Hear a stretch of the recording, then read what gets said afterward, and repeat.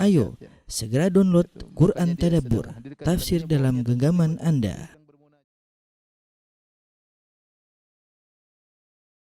Bismillahirrahmanirrahim. Assalamualaikum warahmatullahi wabarakatuh.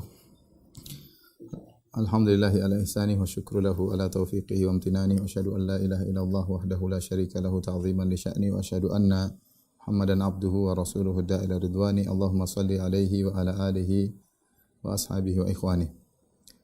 Para ikhwan, para akhwat, ya, para pemirsa, demikian juga para jamaah Masjid Tarbiyah Cilandak yang dirahmati oleh Allah Subhanahu wa taala. Pada kesempatan kali ini kita akan bahas tentang salah satu perang-perang besar yang terjadi di masa Rasulullah sallallahu alaihi wasallam, itu Ghazwatu Khaybar. Ghazwatu Khaybar, perang Khaybar. Khaybar adalah kota yang terletak di sebelah utara kota Madinah, ya. Kalau seorang pergi ke arah utara, kalau di Madinah arah utara itu menuju ke Mujamma' Malik Fahad, yaitu tempat percetakan Quran, itu arah ke utara. Kebalikan dari arah kiblat, ya. Kalau kita pergi ke arah tempat percetakan Quran, kita terus ke sana, lama-lama akan sampai ke Khaybar. Khaybar terus sampai ke Al-Ula, Al-Ula terus sampai ke Tabuk, ke negeri Syam, ya. Jadi Khaybar terletak di sebelah utara. Adapun jarak dari kota Madinah Khaybar kira-kira 230-an atau 240 km, ya. Tidak begitu jauh, ya. Adapun sebab terjadinya perang Khaybar, ya, karena Khaybar adalah markasnya orang-orang Yahudi. Orang-orang Yahudi yang diusir dari kota Madinah oleh Nabi sallallahu alaihi wasallam, apakah Bani Qainuqa yang diusir dari kota Madinah karena berkhianat. Ketika mereka diusir, mereka pergi ke Khaybar. Demikian juga Bani Nadhir, ya, Bani Nadhir berikutnya ketika diusir mereka juga lari ke Khaybar. Adapun Bani Quraidah maka diperangi oleh Nabi sallallahu alaihi wasallam, ya. Dan mereka berkumpul di situ dan mereka melakukan makar dari kota Khaybar. Oleh karenanya ketika Huyai bin Akhtab, ayahnya Sofiyah radhiyallahu ta'ala anhumul mu'minin, dia dari Bani Nadhir, ketika diusir dari kota Madinah maka dia berangkat menuju ke Khaybar dan dia tinggal di sana. Kemudian dia mengatur makar dari sana. Dialah orang-orang Yahudi dari Khaybar yang datang ke kota Mekah kemudian memprovokasi orang-orang Quraisy dan memprovokasi juga kabilah-kabilah Arab yang berada di timur kota Madinah, kabilah Ghatafan dan yang lainnya, untuk menyerang kota Madinah sehingga terjadilah perang Ahzab. Sehingga terjadilah Ghazwatul Ahzab yang datang sekitar 10.000 pasukan kaum musyrikin untuk menghancurkan kota Madinah. Siapa kepala perencanaan semuanya adalah orang-orang Yahudi di Khaybar, orang-orang Yahudi di Khaybar. Oleh karenanya markas mereka ini harus diselesaikan, harus dihentikan. Ya, karena kalau tidak dihentikan mereka akan terus melakukan rencana-rencana buruk dan mereka orang Yahudi orang yang licik. Ya, adalah mereka orang yang licik dan mereka tidak mengenal halal haram kalau antara mereka dengan selain mereka. Oleh karenanya ketika terjadi perjanjian Hudaybiyah, kesempatan orang-orang Quraisy lagi berjanji melakukan perjanjian damai dengan kaum muslimin, sehingga di antara manfaat dari perjanjian Hudaybiyah, maka kaum muslimin istirahat dari musuh besar mereka orang-orang Quraisy, sehingga kaum muslimin bisa fokus untuk menyerang musuh mereka berikutnya, yaitu orang-orang Yahudi Khaybar. Karena kalau Nabi berperang dengan Khaybar, orang Quraisy tidak akan membantu karena mereka ada perjanjian damai dengan kaum muslimin. Dan mereka akan meninggalkan orang-orang Yahudi sendirian dalam berperang melawan kaum muslimin. Maka kesempatan besar bagi Nabi sallallahu alaihi wasallam untuk segera berangkat menuju Khaybar dengan pasukan para sahabat untuk menyerang kota Khaybar, ya. Disebutkan bahwasanya peristiwa perang Khaybar terjadi setelah Rasulullah SAW pulang dari Ghazwah Dziqarat, sebagaimana kita jelaskan pada pertemuan lalu, ketika jagoannya adalah Salamah bin Al-Aqwa, ya. Ketika pulang dari sana setelah 3 hari, ya, Rasulullah SAW berangkat lagi, ya. Kalau kita lihat sejarah Nabi SAW itu tidak berhenti. Rasulullah SAW dari satu perang menuju perang berikutnya, di kegiatan satu kegiatan berikutnya, baru pulang 3 hari berangkat lagi menuju Khaybar, yaitu di bulan Muharram tahun ke-7 Hijriyah. Bulan Muharram tahun ke-7 Hijriyah, ya. Maka Rasulullah SAW menyiapkan pasukan, ya.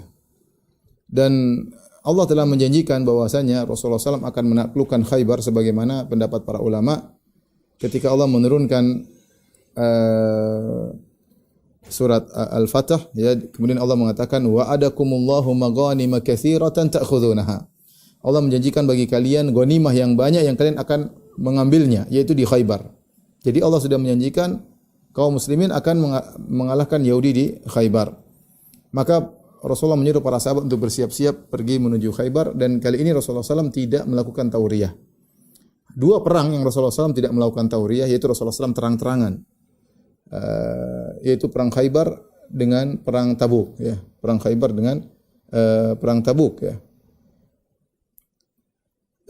Adapun perang Khaybar karena Allah telah menjanjikan bahwasanya kaum muslimin akan menaklukkan kota Khaybar. Jadi Rasulullah SAW tidak perlu sembunyi-sembunyi, terang-terangan kita akan pergi perang melawan Yahudi di Khaybar.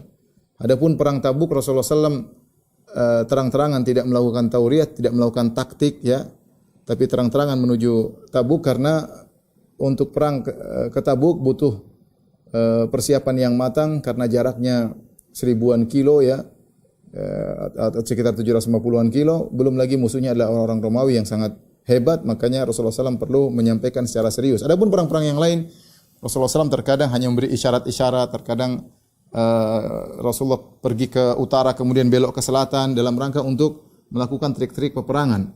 Untuk perang Khaybar dan perang Tabuk maka Rasulullah SAW terang-terangan bahwasanya mereka kaum muslimin akan berperang melawan Yahudi di Khaybar, ya, dan juga kaum Romawi di Tabuk nanti, ya.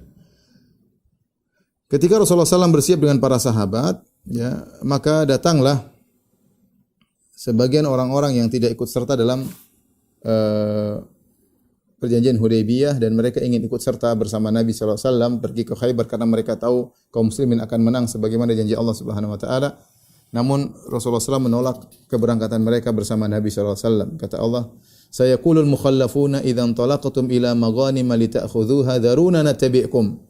Maka berkatalah orang-orang yang tidak ikut perang, tidak ikut berangkat dalam perjanjian Hudaybiyah, ketika kalian akan pergi menuju ghanimah yang kalian ambil itu ke Khaybar, mereka berkata, "Dharuna nattabi'kum."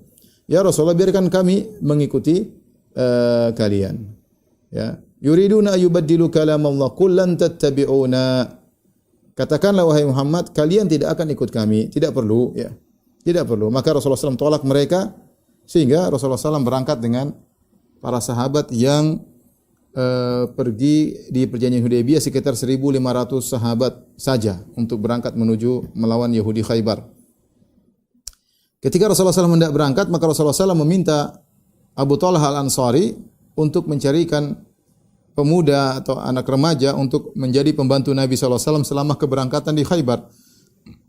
Ya, Rasulullah perlukan ada pembantunya, mungkin mengambil apa, mengambil anu, maka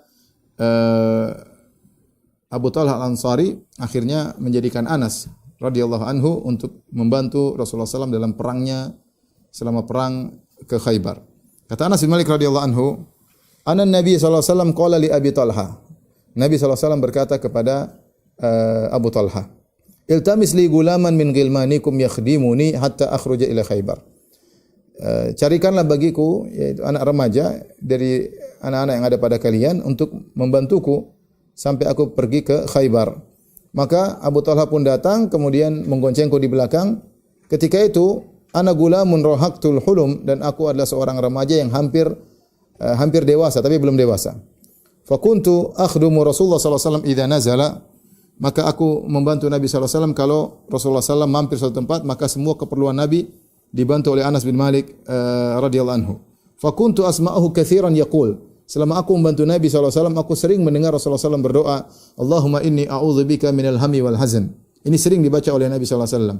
Ya Allah, aku berlindung kepada Engkau minal hammi wal hazan, dari kegelisahan dan kesedihan, wal ajzi wal kasal, dari ketidakmampuan dan kemalasan, wal bukhli wal jubni, dari sikap pelit dan juga dari sikap pengecut, wa dhala'id daini wa ghalabatir rijal, dari utang yang melilit seseorang dan juga dari dikuasai oleh orang-orang, ya.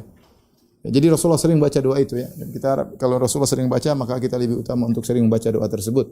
Allahumma inna a'udzubika minal hammi wal hazan wal ajzi wal kasli wal bukhli wal jubni wa dhala'id daini wa ghalabatir rijal. Rasulullah SAW minta perlindungan dari 8 perkara.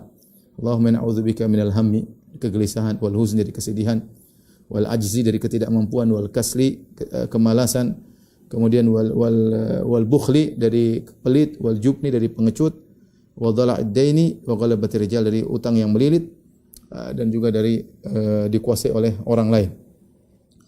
Tsumma qadimna Khaybar, kemudian sampai kami tiba di Khaybar.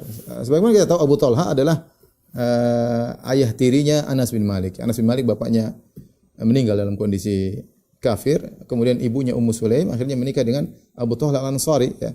Makanya ketika Nabi suruh Abu Talha cari anak remaja yang bisa membantu Nabi, dia bawa anak tirinya yaitu Anas bin Malik radhiyallahu taala anhu. Ketika Nabi SAW pergi ke Khaybar, maka yang ditugaskan untuk mengurusi kota Madinah sebagai pengganti Nabi adalah Siba bin Ghurfutah Al-Ghifari. Ya. Radhiyallahu anhu.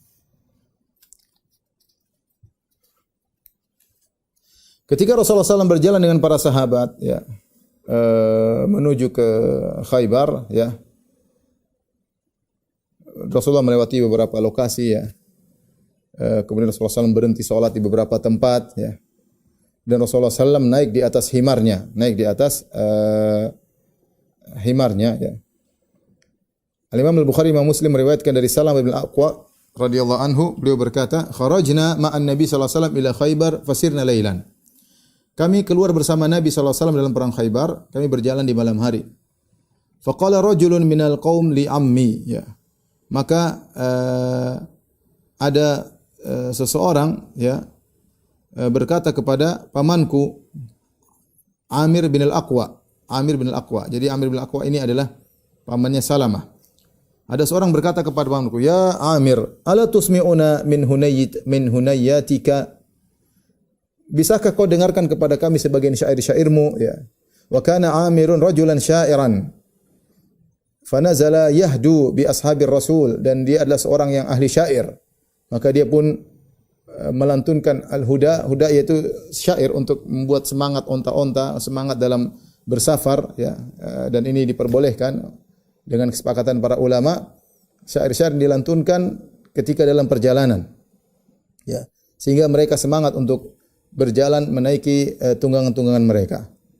Dan di antara rombongan tersebut wa fihimun Nabi sallallahu alaihi wasallam, di situ ada Nabi sallallahu alaihi wasallam. Maka mulailah Amir ibn Al-Aqwa radhiyallahu anhu melantunkan syair, didengar oleh para sahabat dan mereka senang kalau dia melantunkan syair. Dia berkata, "Allahumma laula anta mahtadaina." Ya Allah, kalau bukan karena engkau kami tidak akan dapat hidayah. Wala tasaddaqna wala sallaina. Kami tidak akan bersedekah dan kami tidak akan salat. Faghfir fida'an laka mattaqaina. Ampunilah kami ya Allah, ya, selama kami bertakwa. Wa tsabbitil aqdama in laqaina. Kokohkanlah kaki-kaki kami ketika kami bertemu dengan musuh. Wa alqiyan sakinatan alaina. Dan berikanlah ketenangan kepada kami. Inna idza siha bina abaina. Sungguhnya kalau terdengar suara-suara teriakan untuk berperang, kami enggan untuk kabur. Kami akan menyambut seruan tersebut, ya. Ketika dia membacakan syair-syair ini, Rasulullah SAW bertanya, ya, kepada para sahabat, "Man hadzal sa'iq?" atau "Man hadzal hadi?" Siapa yang sedang menantunkan syair ini? Maka para sahabat bertanya, "Amir ibn Al-Aqwa, ya Rasulullah." Amir ibn Al-Aqwa. Maka Rasulullah SAW berkata, "Yarhamuhullah." Semoga Allah merahmatinya. Subhanallah. Kalau Rasulullah biasa doa begitu, "Yarhamuhullah", biasanya orang ini akan mati syahid. Para sahabat tahu ini kebiasaan Nabi. Kalau Nabi sudah bilang yarhamuhullah kepada seorang sebelum peperangan, ini orang akan meninggal, akan mati syahid. Ya. Maka seorang ada yang berkata, "Wajabat ya Rasulullah laula amta'tana bihi." Ya Rasulullah, dia akan meninggal dunia, ya. Seandainya engkau maksudnya seandainya dia masih hidup lebih lama agar kami bisa berjalan bersama dia. Mereka para sahabat bahagia bisa jalan sama Amir bin Al-Aqwa. Karena di tengah perjalanan dihibur dengan syair-syair, lantunan-lantunan yang mengingatkan kepada iman, yang buat mereka semangat untuk berjalan menuju peperangan, ya. Dalam riwayat yang lain, Rasulullah SAW mendoakan dia. Rasulullah berkata, "Ghafara laka rabbuk." Semoga Rabbmu mengampuni engkau. Maka sahabat yang meriwayatkan hadis mengatakan, "Wa mastaghfara Rasulullah SAW li insanin yakhussuhu illa stushhid." Tidak ada seorang pun yang Rasulullah mendoakan ampunan secara khusus kecuali akan mati syahid. Ya. Fanada Umar bin Khattab wa huwa ala jamalin lahu. Maka Umar pun berkata, dan Umar sedang naik di atas onta. Umar berkata, ya Rasulullah, la matta'tana bi Amir. Ya Rasulullah, seandainya dia masih hidup bisa lebih lama untuk menemani kami dalam perjalanan. Artinya para sahabat tahu ini bakalan meninggal sebentar lagi. Sebentar lagi akan meninggal. Dan benar, Amir termasuk orang yang pertama meninggal dalam perang Khaybar, Amir bin Al-Aqwa. Setelah berjalan menempuh sekitar 240 km, ya, akhirnya para sahabat sudah mendekat di kota Khaybar. Dan mereka tiba di Khaybar di malam hari. Mereka belum masuk kota Khaybar, masih sudah mendekat. Dan mereka akhirnya bermalam. Dan Rasulullah SAW disebutkan kalau tiba di malam hari, Rasulullah SAW tidak akan menyerang tiba-tiba di malam hari. Sampai pagi hari. Kalau pagi hari baru Rasulullah SAW kemudian menyerang dengan tiba-tiba. Orang-orang Yahudi Khaybar tidak tahu, ya, karena prosesnya cepat. Rasulullah SAW sudah pulang dari perang Ziqarat, kemudian pulang 3 hari langsung berangkat ke Khaybar. Kalaupun ada mata-mata tidak sempat menduga Rasulullah SAW begitu cepat gerakannya, berpindah dari satu kota ke kota yang lain, dari Ziqarat kemudian pindah ke Madinah, kemudian 3 hari sudah berangkat ke Khaybar. Jadi orang-orang Yahudi Khaybar tidak tahu mereka sedang didatangi oleh kaum muslimin. Di pagi hari Rasulullah SAW salat al-fajr bi ghalas. Rasulullah SAW salat subuh ghalas. Ghalas itu remang-remang, ya. Jadi Rasulullah SAW agak mengakhirkan salatnya di waktu remang-remang. Kemudian Rasulullah SAW naik tunggangannya bersama para sahabat. Kemudian Rasulullah SAW pun mendatangi Khaybar. Ketika para sahabat akan masuk di Khaybar, kota Khaybar, maka Rasulullah SAW berkata kepada para sahabat, kifu, berhenti dulu. Berhenti dulu. Untuk apa? Untuk berdoa. Ini penting ya ikhwan, ya. Doa itu sangat penting, ya. Maka seorang selalu mengikatkan hatinya kepada Allah Subhanahu wa taala. Maka Rasulullah SAW berdoa dengan doa masuk kota, dan kebiasaan Rasulullah kalau masuk kota beliau berdoa dengan doa tersebut. Allahumma rabbas samawati wa ma adlalna. Ya Allah, penguasa langit dan semua yang ada di bawahnya, yang dinaungi oleh langit. Wa rabbal ardina wa ma aqlalna. Ya Allah, penguasa bumi dan apa yang dinaunginya, yang di atasnya. Wa rabbas syayatin wa ma adlalna. Dan ya Allah, Engkau penguasa syaitan dan apa yang disesatkan oleh syaitan semuanya dikuasai oleh Engkau. Wa rabbar riyahi wa ma azraina. Dan Engkau adalah penguasa angin dan apa yang dihembuskan oleh angin. Fa inna nas'aluka khaira hadhil qaryah. Ya, dan ini adalah, dan biasa Rasulullah SAW kalau berdoa beliau bertawassul dengan sifat-sifat Allah Subhanahu wa taala. Sini beliau bertawassul dengan rububiyah Allah. Allahumma rabbas samawati wa ma azlalna wa rabbal ardina wa ma aqlalna, kemudian rabbas syayatin wa ma adlalna, kemudian rabbar riyahi wa ma adraina. Setelah itu baru beliau meminta, ya, yaitu Tuhannya langit, Tuhannya bumi, Tuhannya para syaitan, Tuhannya angin, ya. Kemudian baru meminta, fa inna nas'aluka khaira hadhil qaryah wa khaira ahliha. Ya Allah, kami mohon kepada Engkau kebaikan dari kota ini dan kebaikan dari penghuninya. Wa khaira ma fiha, dan kebaikan yang ada dalam kota ini. Wa na'udzubika min syarriha, dan kami berlindung dari keburukan kota ini. Wa syarri ahliha, dan keburukan penghuni kota ini. Wa syarri ma fiha, dan keburukan yang ada dalam kota ini. Aqdimu bismillah, maju bismillah. Ya. Dan Rasulullah SAW kebiasaan beliau kalau masuk setiap kota beliau selalu baca dengan doa ini, ya. Berhenti sebentar berdoa. Ingatkan, gantungkan hati kepada Allah. Kita enggak tahu masuk suatu tempat apa yang terjadi, wallahu alam, kita enggak tahu. Orang nakal situ, orang jahat, kita enggak tahu. Maka setiap masuk kota hendaknya seorang berdoa dengan doa tadi. Maka kata Anas, fa atainahum hina bazagati syams, ya. Maka kami pun mendatangi mereka ketika matahari terbit. Waqad kharaja yahudu Khaybar ila zura'ihim bimasahihim wa makatilihim, dan mereka sedang baru keluar dari rumah-rumah mereka membawa alat-alat pacul, alat-alat kebun, ya. Alat-alat untuk ngambil korma, ya, alat-alat kebun. Kemudian sebagian mereka mengeluarkan hewan-hewan ternak mereka. Mereka tidak sadar, ya, bahwasanya kaum muslimin sudah dekat dengan mereka. Tatkala mereka keluar, mereka lihat kaum muslimin, mereka pun kaget. Orang Yahudi kaget. Kemudian mereka berteriak, Muhammadun wallah, Muhammadun wal khamis. Muhammad, demi Allah Muhammad telah datang. Muhammad itu al-khamis, dan al-khamis maksudnya adalah pasukan, wal jaish. Wal jaish ya disebut dengan al-khamis karena pasukan biasanya dibagi menjadi 5 posisi.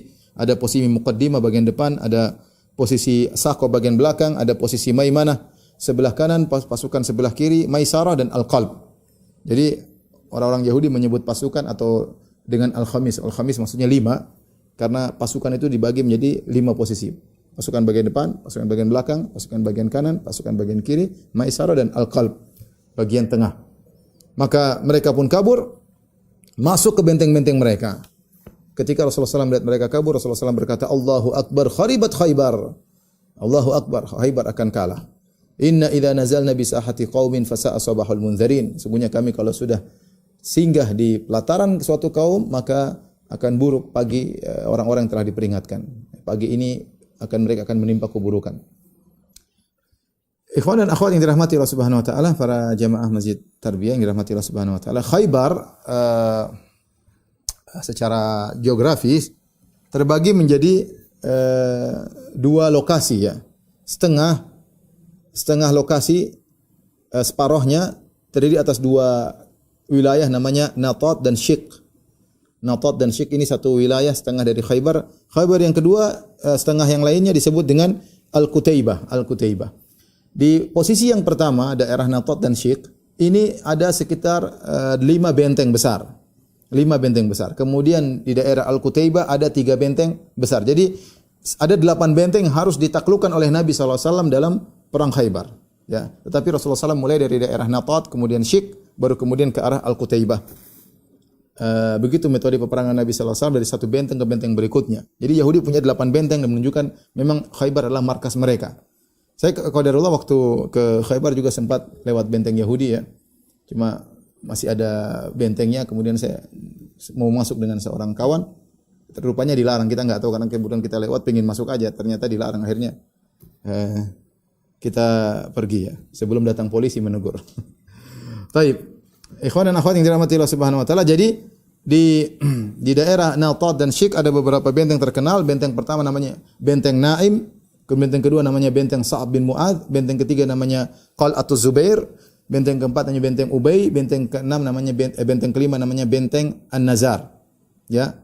Adapun 3 yang pertama yaitu Benteng Naim, Benteng Sa'ab bin Mu'adz dan Benteng Qal'atuz Zubair berada di daerah Natat. Kemudian benteng yang Ubay dan Nazar berada di Syik ya. Jadi Natat, Syik, Natat ada 3 benteng, Syik ada daerah Syik ada 2 benteng. Adapun yang daerah kedua ya, setengahnya lagi Khaybar yaitu Qutaibah. Al-Qutaibah ada 3 benteng yaitu Benteng Al-Qamus, kemudian Benteng Al-Watih dan Benteng As-Sulalim. Mulailah peperangan terjadi, maka pertama yang didatangi oleh pasukan kaum muslimin adalah Benteng Naim, Hisn Naim. Maka keluarlah pimpinan dari orang-orang Yahudi di situ menantang duel. Ini kebiasaan dahulu mereka sebelum perang duel dulu ya. Maka keluarlah seorang Yahudi yang bernama Marhab. Dialah rajanya orang Yahudi di situ. Maka kharaja maliku Marhabun yakhturu bi sayfihi. Maka dia pun keluar sambil dia goyang-goyangan pedangnya, nantang ya. Sambil dengan sombongnya dia berkata, "Qad alimat Khaybaru anni Marhabu." Sungguhnya kota Khaybar telah tahu siapa ini. Saya adalah Marhab. Syakis silahi batalun mujarrabu. Aku adalah orang yang jagoan dalam menggunakan pedang. Batalun mujarrabu. Aku adalah jagoan yang telah terbukti. Idzil hurubu aqbalat talahabu. Kalau perang sudah datang, maka perang akan menyala-nyala dengan kehadiranku ya. Maka yang menyambut tantangan tersebut adalah Amir ibn al-Aqwa. Omnya atau pamannya Salamah yang tadi kita sebutkan Rasulullah mendoakan bagi dia ghafara laka rabbuk, yang para sahabat ngerti bahwasanya kalau Nabi sudah mendoakan dengan doa khusus semoga Allah mengampunimu, biasanya orang ini mati syahid. Dan benar dia yang pertama kali mati syahid. Termasuk orang pertama mati syahid dalam perang Khaybar. Maka Amir pun maju dan dia pun berkata menjawab lantunan syair yang disebutkan oleh Marhab. Dia mengatakan qad alimat Khaybaru anni Amiru syakis silahi batalun mughamiru. Ya, Khaybar tahu saya adalah Amir dan aku juga penggunaan pedang yang hebat dan aku juga jagoan yang masuk dalam hal-hal yang berbahaya. Jadi dia pun menantang sama menyambut tantangannya Marhab. Maka kemudian berdualah mereka berdua, Marhab dengan Amir bin Al-Aqwa. Akhirnya terjadilah saling memukul dengan pedangnya. Marhab ketika memukul dengan pedangnya, maka pedangnya mengenai perisainya Amir, pedangnya masuk di perisainya Amir, maka Amir pun menggunakan pedangnya untuk memukul bagian bawah, bagian betisnya Marhab, namun Marhab menghindar, dia pukul dengan kuat, saking kuatnya dia pukul, rupanya pedangnya kembali mengenai lututnya sendiri. Akhirnya dia meninggal gara-gara hal tersebut, yaitu senjatanya balik. Ya, mungkin dia pukul saking kuat, ketusuk, karena disebutkan bahwasanya pedangnya yang dia pegang tidak terlalu panjang, sehingga dia pukul saking kuatnya, ternyata si Marhab menghindar, kembali ke lututnya. Dari situ kemudian dia pun meninggal dunia. Radhiyallahu ta'ala anhu. Ketika Amir bin al-Aqwa meninggal dunia, maka sebagian dari sahabat Nabi ada yang berkomentar, batala amalu Amir. Amir gugur amalannya. Dia telah membunuh dirinya sendiri. Maka Salamah datang kepada Nabi SAW. Kata Salamah, wa ana abki. Fa ataitu Rasulullah SAW wa ana abki. Aku pun datang kepada Nabi SAW, aku pun menangis. Fa qultu ya Rasulullah, batala amalu Amir. Aku bertanya, ya Rasulullah, apakah amalan Amir sia-sia karena dia membunuh dirinya sendiri tanpa sengaja? Maka Rasulullah SAW berkata, man qala dzalik? Siapa yang bilang demikian? Qala unasun min ashabika. Kata Salamah bin Aqwa, ada sebagian sahabatmu yang mengatakan demikian. Kata Rasulullah SAW, kadzaba man qala dzalik. Dusta orang yang mengatakan demikian. Tidak benar perkataan orang yang mengatakan demikian. Inna lahu la ajrain. Sungguhnya dia mendapatkan 2 pahala. Wa jama'a baina isbu'aihi. Kemudian Rasulullah menggabungkan 2 jarinya. Kata Rasulullah SAW, dia mendapatkan 2 pahala. Innahu la jahidun mujahid. Dia mendapat 2 pahala. Pertama, pahala jihad, dan pahala kesulitan yang dia hadapi. Dia kesulitan melawan Marhab tidak mudah. Marhab sangat jago. Maka dia mendapatkan 2 pahala, kata Rasulullah sallallahu alaihi wasallam. Dan para sahabat ketika berperang di benteng Naim ini, Husn Naim, ya mereka menghadapi perlawanan yang sangat dahsyat, berat, ya. Dan ini benteng yang pertama. Kemudian ada juga sahabat yang lain meninggal, ya. Dibunuh juga oleh Marhab. Marhab juga membunuh sahabat yang kedua, namanya Mahmud ibnu Maslamah. Ya, ketika dia berusaha masuk dalam benteng, maka Marhab melemparkan roha. Roha itu alat untuk batu yang terbuat untuk menggiling gandum, maka dilemparkan mengenai Mahmud bin Maslam, akhirnya meninggal juga radhiyallahu taala anhu, ya. Kemudian orang-orang Yahudi masuk dalam benteng mereka dan sulit untuk melawan mereka karena mereka menyerang dari benteng, ya. Maka Rasulullah SAW memberikan bendera kepada Abu Bakar As-Siddiq untuk berperang. Maka Abu Bakar As-Siddiq memimpin peperangan, kemudian berperang dengan pertarungan yang luar biasa, tetapi ketika selesai mungkin sore hari atau menjelang maghrib, ya, ternyata tidak berhasil menaklukkan benteng Naim. Hari berikutnya Rasulullah SAW memberikan bendera peperangan kepada Umar bin Khattab radhiyallahu anhu. Siapa tahu ada perubahan hari kedua. Maka Umar berperang dengan peperangan yang hebat, ya, namun di akhir peperangan tidak berhasil untuk menaklukkan benteng tersebut. Sampai 9 hari Rasulullah SAW berusaha menaklukkan benteng tersebut. Para sahabat tidak mampu karena orang Yahudi masuk dalam benteng mereka dan mereka menyerang dari luar, dan mereka ada Marhab sang jagoan, ya. 9 hari mereka berusaha dan tidak mampu. Akhirnya pada malam ke-10 setelah 9 hari berperang tidak menang-menang, Rasulullah SAW berkata kepada para sahabat, la utiyanna rayata ghadan rajulan yuhibbullaha wa rasulahu wa yuhibbuhullahu wa rasuluhu la yarji'u hatta yuftaha lahu. Kata Nabi SAW, besok saya akan berikan bendera peperangan kepada seorang lelaki yang dia mencintai Allah dan Rasulnya, dan Allah juga mencintainya, Rasulullah SAW juga mencintainya, dan dia tidak akan balik dari peperangan kecuali dia menang. Dia pasti menang. Ketika Nabi mengucapkan perkataan tersebut, ini besok menang berarti tanggal 10, hari ke-10 setelah peperangan.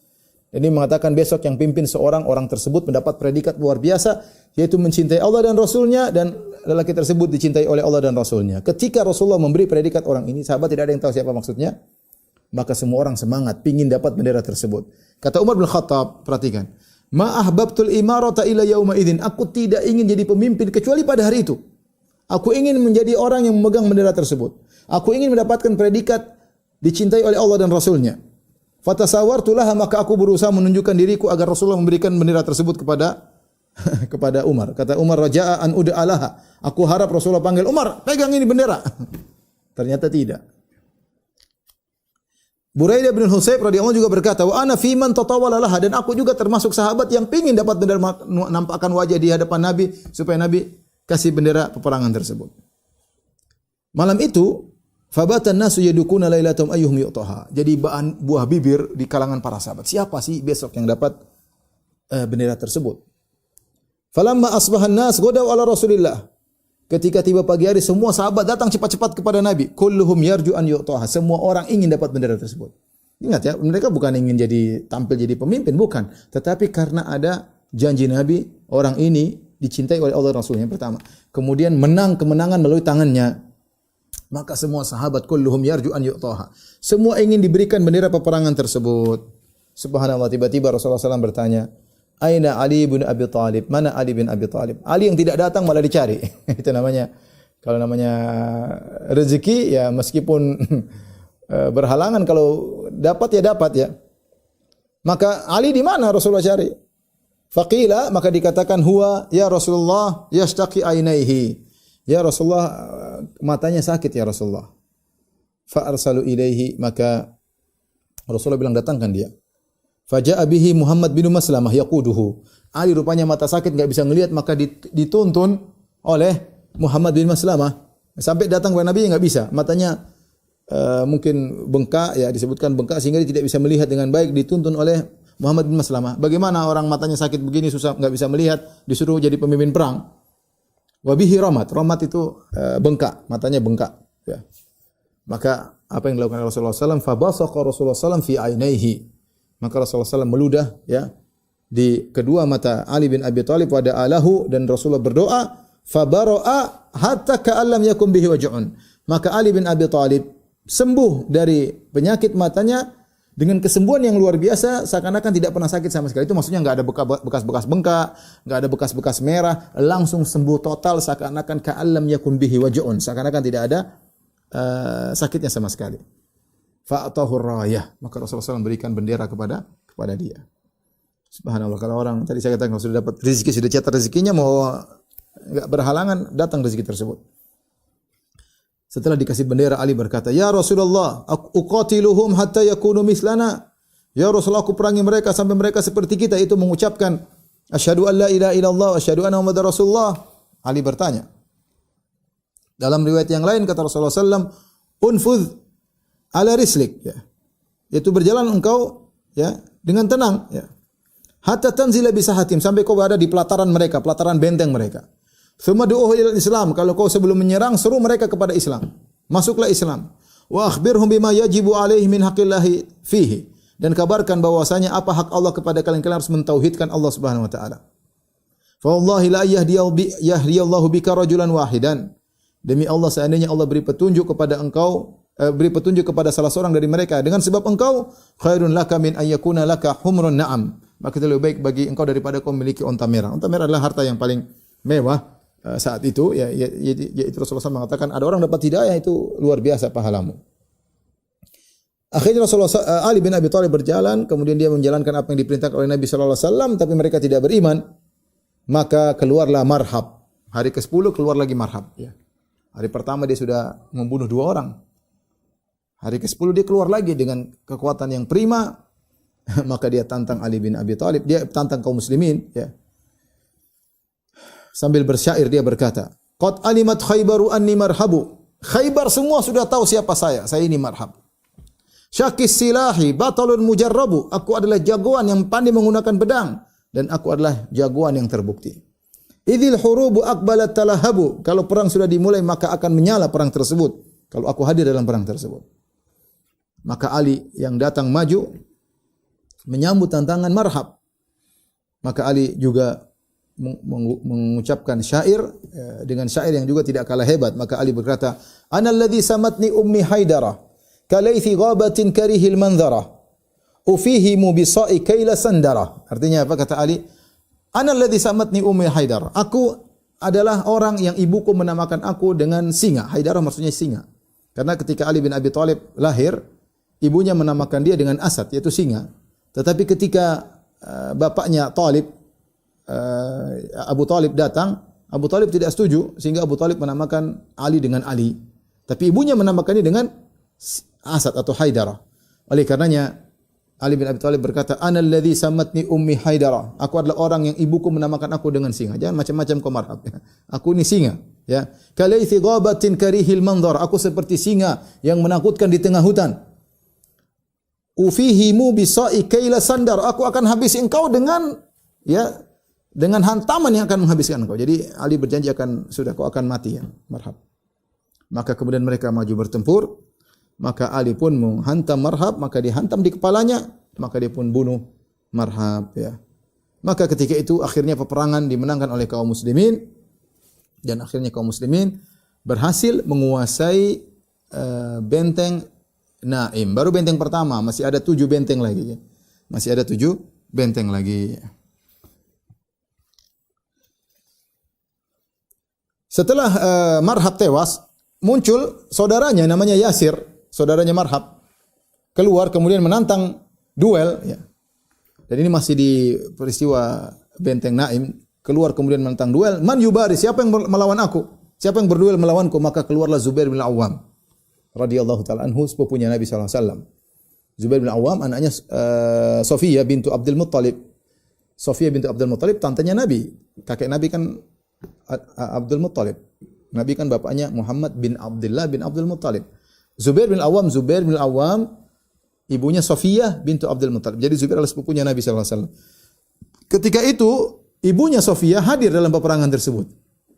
Melihat anaknya maju perang, dia khawatir juga. Zubair maju, ini sepupu Nabi sallallahu alaihi wasallam. Maka Sofiyah bintu Abdul Muttalib, bibi Nabi sallallahu alaihi wasallam, tante Nabi sallallahu alaihi wasallam berkata kepada Nabi, "Yuqtalu ibni ya Rasulullah." Wahai Rasulullah, anakku akan terbunuh. Ini orang jago, ya, saudaranya Marhab. Kata Rasulullah SAW, bal ibnuki yaqtuluhu insyaallah. Insyaallah anakmu Zubair akan membunuh orang tersebut. Maka duel akhirnya Zubair bin Awam pun membunuh Yasir, saudaranya Marhab. Ya. Subhanallah, di antara pasukan kaum muslimin ada seorang laki yang ikut dan dia hebat dalam berperang, tapi Nabi SAW mengatakan innahu min ahlin nar, dia penghuni neraka jahanam. Ini terjadi juga di perang Uhud. Ada seorang yang bunuh diri akhirnya berperang dengan hebat. Kalau nggak salah namanya Qasman, kemudian meninggal dengan mati bunuh diri. Ada juga seorang di perang Khaybar pun demikian. Ya. Keluarlah salah seorang di kaum muslimin dan dia berperang dengan perang yang sangat hebat. Fa'ujiba bihi sahabat kagum melihat orang ini berperang radhiyallahu anhum. Tapi Rasulullah SAW berkomentar innahu min ahlin nar. Sungguhnya dia dari penghuni neraka jahanam. Al-Imam Al-Bukhari Imam Muslim meriwayatkan dari Abu Hurairah. Beliau berkata, syahidna ma'a Rasulillah sallallahu alaihi wasallam Khaybar. Aku ikut serta dalam perang Khaybar. Ya. Faqala Rasulullah sallallahu alaihi wasallam li rajulin mimman ma'ahu yadda'il Islam. Ada seorang yang ikut bersama Nabi, dia ngaku orang Islam, tapi Islamnya ternyata enggak beres. Rasulullah berkata, "Hadza min ahlin nar." Ini penghuni neraka jahanam. Tatkala dia masuk dalam pertempuran, maka dia bertempur dengan hebat. Sampai hatta kasrat bihil jiraha, sampai lukanya banyak sekali. Ya, fa athbatathu, lukanya yang banyak tersebut membuat dia tidak bisa lagi maju untuk bertempur. Ya. Sampai orang-orang agak ragu mendengar Nabi bilang dia penghuni neraka jahanam, sebagaimana penghuni neraka jahanam sementara dia berperang dengan luar biasa seperti ini. Ya. Ketika itu dia sudah tidak kuasa menahan rasa sakit yang dia rasakan karena lukanya sangat berat, sudah bisa bertempur lagi, sudah enggak kuat ya. Luka mungkin banyak sekali. Fa ahwa biyadi ila kinanati, maka dia pun mengambil dari tempat anak-anak panahnya, fastakhraja minha sahman fanahara biha nafsahu, maka dia pun mengambil anak panah kemudian dia membunuh dirinya, yaitu dia bagian anak panah kan tajam bagian depannya, maka dia pun memotong lehernya agar cepat mati ya. Maka para sahabat kaget melihat lelaki tersebut, bagaimana dia mati bunuh diri. Maka para sahabat berkata, ya Rasulullah, sadaqallahu haditsak, benar apa yang kau ucapkan ya Rasulullah. Qad intahara fulan faqatala nafsa, dia telah bunuh diri, telah membunuh dirinya sendiri. Ya. Kemudian Rasulullah berkata, ya Bilal kum fa'adzin, ya Bilal berdiri dan azanlah. Kemudian Nabi berkata, innahu la yadkhulul jannata illa mu'min, tidak ada yang masuk surga kecuali orang mukmin. Wa innallaha la yu'ayyidu hadzal din birrajulil fajir, sungguh Allah menolong agama ini dengan seorang yang fajir. Ini orang dia fajir, tapi kefajirannya membantu kaum muslimin, dia perang ya, meskipun akhirnya matinya seperti itu, mati bunuh diri, tapi kata Nabi, innallaha la yansuru hadzal din birrajulil fajir, Sungguhnya Allah menolong agama dengan seorang yang fajir ya.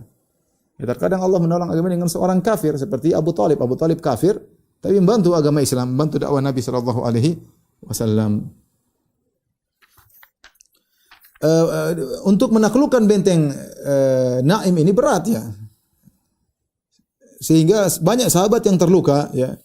Di antaranya Yazid bin Abi Ubaid berkata, "Ra'aitu athara darbatin fi saqi Salamah."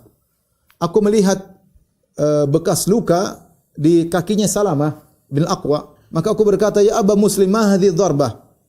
Aku bertanya, "Ini bekas luka apa ini?" Mungkin bekas pedang di kakinya ya. Maka Salamah berkata, "Hadhihi darbatun asabatha yauma Khaybar." Ini hantaman yang mengenai kakiku ketika perang Khaybar. Faqala an-nas usiba Salamah. Orang-orang pun berkata, Salamah sudah kena musibah, terpotong kakinya, terluka, yaitu robek besar. Fa utiya bi Rasulullah sallallahu alaihi wasallam, maka aku pun dibawa oleh para sahabat ke hadapan Nabi sallallahu alaihi wasallam. Fanafatha fi thalatha nafathat. Maka Nabi pun meniup lukaku 3 kali. Ya. Famashtaqaitu hatta sa'ah. Setelah Nabi tiup kakiku tersebut, aku tidak pernah merasakan sakit pada bekas tiupan Nabi ini sampai saat ini. Ya. Taib, intinya setelah perjuangan luar biasa 10 hari, akhirnya kaum muslimin berhasil menaklukkan benteng Naim. Setelah itu mereka menuju kepada benteng kedua, yaitu benteng Sa'ab bin Mu'adz. Benteng Sa'ab ini nama-nama benteng, terkadang ada nama benteng dan nama orang. Benteng Sa'ab bin Mu'adz. Ya.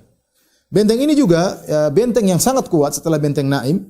Orang Yahudi yang tahu mereka akan kalah dari ketika benteng An-Naim, benteng Naim mulai kelihatan akan kalah, mereka kabur. Mereka kabur keluar dari benteng, kemudian mereka kabur ke benteng berikutnya. Itu benteng Sa'ab bin Mu'adz. Pada hari berikutnya maka Rasulullah SAW memberikan bendera peperangan kepada Al-Hubab bin Al-Munzir. Al-Hubab bin Al-Munzir.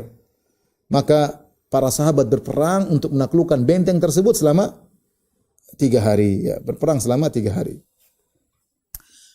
Ketika dalam musim peperangan di Khaybar, ya, para sahabat mengalami rasa lapar yang luar biasa. Ya, mungkin persediaan makanan kurang. Karena perangnya rupanya alot, tidak gampang. Bukan perang sehari selesai. Seperti perang Uhud atau perang Badar. Tidak, ini perang sampai 10 hari, tambah lagi 3 hari, 13 hari. Persediaan makanan terbatas. Makan di mana ya? Maka para sahabat kelaparan. Ya. Dan para sahabat sempat membawa humur, yaitu keledai yang jinak, ya, keledai negeri. Ya. Keledai ada 2, namanya al-humur al-wahsiyah dan humur al-nasiyah. Ya. Adapun al-humur al-wahsiyah, keledai yang liar, di antaranya kuda zebra, itu keledai namanya al-humur al-wahsiyah, itu halal dimakan. Tapi keledai dongki yang sering dinaikin itu haram. Namun sebelumnya halal.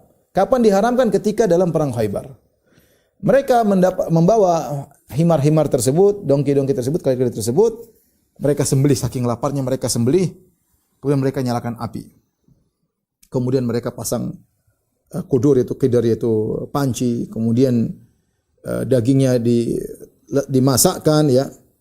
Ketika sudah masak dan mereka dalam kondisi sangat lapar, tiba-tiba Nabi diperintahkan oleh Allah untuk mengumumkan bahwasanya haram makan daging keledai negeri. Kemudian Rasulullah SAW menyuruh untuk memberi pengumuman kepada seluruh sahabat yang sudah menunggu siap makan, lagi kelaparan siap makan, tiba-tiba disuruh tumpahkan. Kata Rasulullah SAW, tumpahkan semua kidir-kidir, tumpahkan seluruh panci-panci tersebut. Ya. Maka ketika hari itu harrama alaihim aidan luhumal bighal. Rasulullah SAW mengharamkan sejak hari itu. Ada aturan baru yang datang. Tidak boleh makan daging keledai negeri. Tidak boleh makan daging hewan begal. Ya. Kemudian tidak boleh makan setiap burung yang memiliki kuku yang tajam. Ya. Dan beberapa hal yang diharamkan oleh Nabi SAW. Ya. Abdullah bin Abi Aufa berkata, "Asabatna maja'atun yauma Khaybar." Ketika perang Khaybar kami mengalami rasa lapar yang amat sangat. Fanaharnaha, kami pun menyembelih himar-himar kami. Wa nahnu ma'a Rasulillah, dan kami bersama Rasulullah sallallahu alaihi wasallam. Wa qad asabna lil qaumi humuran kharijatan minal Madinah. Ketika kami sedang keluar dari Madinah menuju Khaybar, ada beberapa himar kami dapati, kami bawa. Fanaharnaha, kami sembelih. Fa inna qudurun la tagri, kemudian kami masak. Ketika itu kompor sudah mendidih, artinya siap dimakan.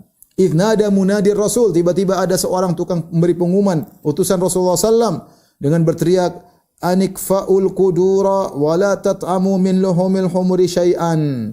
Tumpahkan semua panci-panci dan tidak boleh sedikit pun kalian makan dari daging keledai. Subhanallah.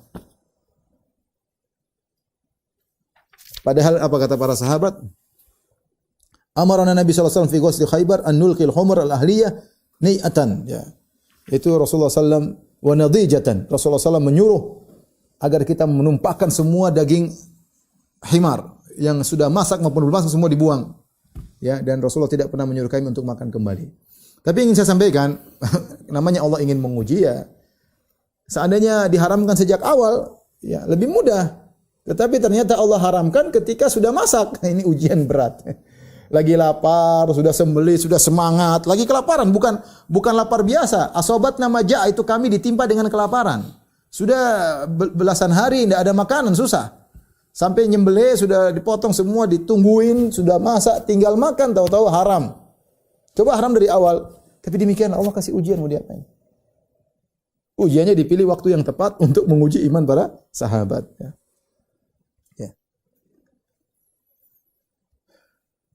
Akhirnya dibuanglah semua daging-daging himar tersebut. Ya. Dalam sebagian riwayat disebutkan juga di perang Khaybar Rasulullah SAW mengharamkan mut'atin nisa, mengharamkan nikah mut'ah. Tapi ini dikritiki oleh banyak ulama, dikritiki oleh Ibnu Hajar, dikritiki oleh Ibnu Katsir, dikritiki oleh gurunya Al-Mizzi karena riwayat tentang Rasulullah pernah mengizinkan nikah mut'ah itu bukan di Khaybar tapi di Fatu Makkah. Sempat Rasulullah SAW izinkan, kemudian Rasulullah haramkan. Rasulullah haramkan dan tidak pernah kembali lagi penghalalannya. Ya. Dan itu kondisi ketika itu kondisi sulit, para sahabat banyak yang pergi, kemudian mereka membutuhkan untuk berhubungan dengan wanita sehingga Rasulullah SAW sempat membolehkan nikah mut'ah sebentar, kemudian Rasulullah SAW haramkan dan tidak pernah lagi dibolehkan.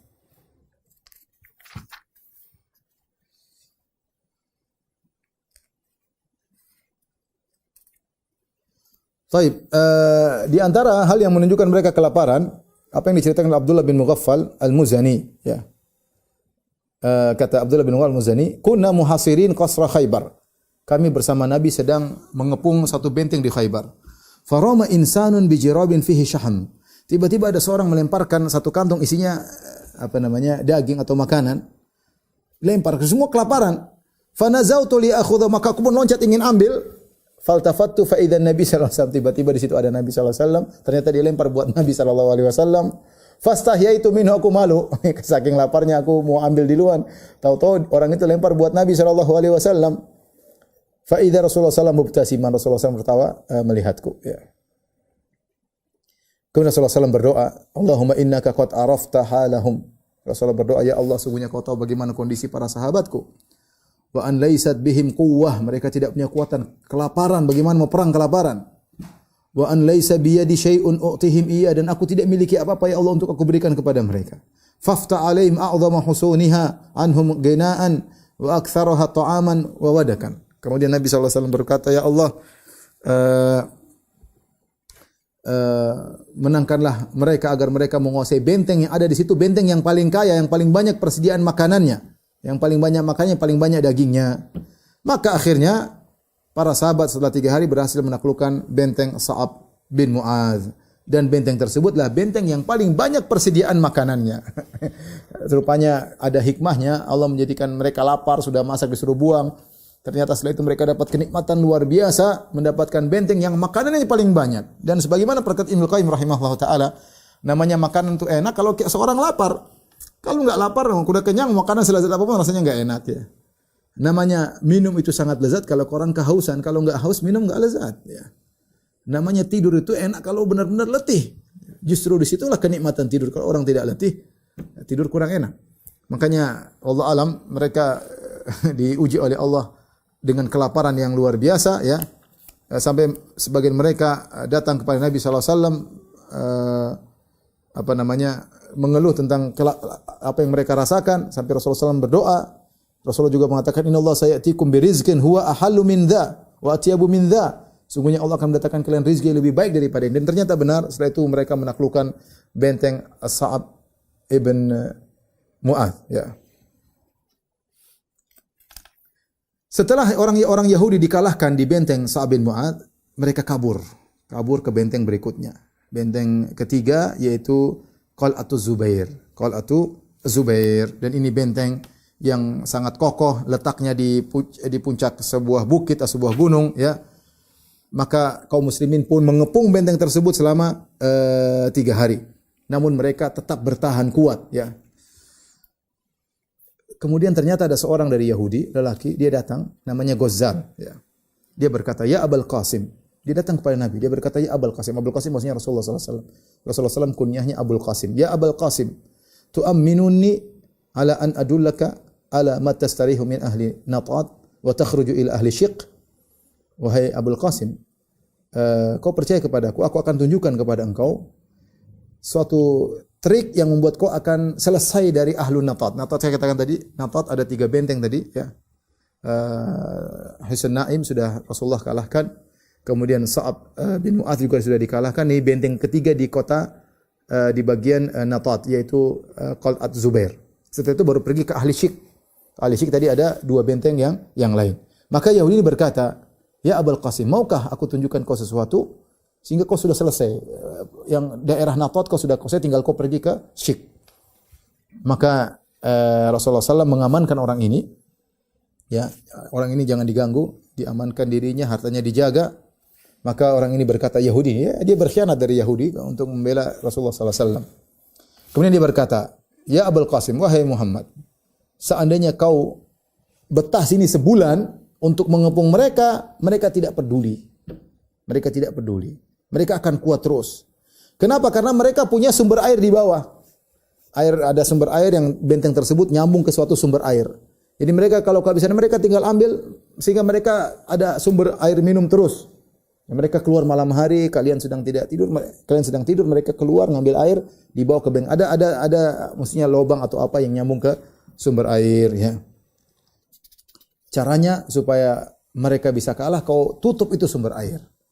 Ya, tutup sumber air. Akhirnya Rasulullah SAW menyuruh untuk memutuskan saluran yang menyambung antara mereka dengan benteng mereka dengan sumber air tersebut, ya. Tatkala mereka tahu mereka sudah tidak punya sumber air lagi, akhirnya mereka keluar dari benteng tersebut dan kemudian mereka berperang dengan peperangan nekat orang Yahudi, dan akhirnya mereka pun kalah dan Rasulullah akhirnya menguasai benteng tersebut, ya. Taib, kita selesai dari Natat. Insyaallah kita lanjutkan lagi, ya. Masih ada baru 3 benteng, masih ada 5 benteng. Insyaallah kita lanjutkan dalam kajian berikutnya. Insyaallah dalam perang Khaybar belum selesai. Sampai di sini saja apa yang bisa disampaikan. Kurang lebihnya saya mohon maaf. Wabillahi taufiq wal hidayah. Assalamualaikum warahmatullahi wabarakatuh.